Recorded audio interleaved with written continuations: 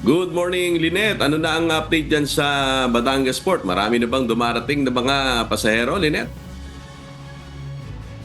Good morning, Sherwin.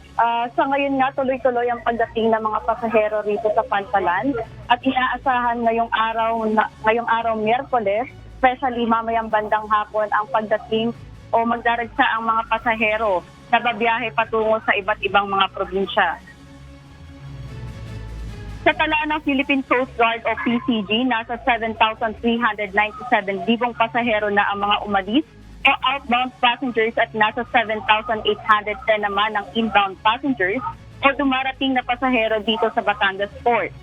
Nananatiling nasa heightened alert pa rin ang mga distrito, istasyon at substation nito mula noong March 24 hanggang March 30, araw ng Sabado para mataas ang kaligtasan at seguridad ng mga pasaherong bumabiyahe sa dagat bilang pag-activate ng kanilang off-land biyaheng ayos ng Department of Transportation ngayong long holiday. Mahigpit pa rin ang seguridad na ipinatutupad dito sa Pantalan. Patuloy naman ang paalala ng PCG sa mga pasahero na para iwas abala ay huwag nang magdala pa ng mga ipinagbabawal na gamit gaya ng mga patalim at flammable materials, gayon din ang pagdadala ng baboy o hogs ay bawal pa rin. Ayon pa sa PCG, kulang man ang barko ay wala naman dapat ikabahala ang mga pasahero dahil nagpalabas na ng relaxation order ang marina kung saan wala ng schedule ng trip at patuloy ang biyahe ng barko hanggat may tao.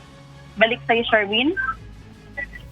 Alright, maraming salamat, Lynette Bahe, nag-uulat ng live mula sa Batangas Port.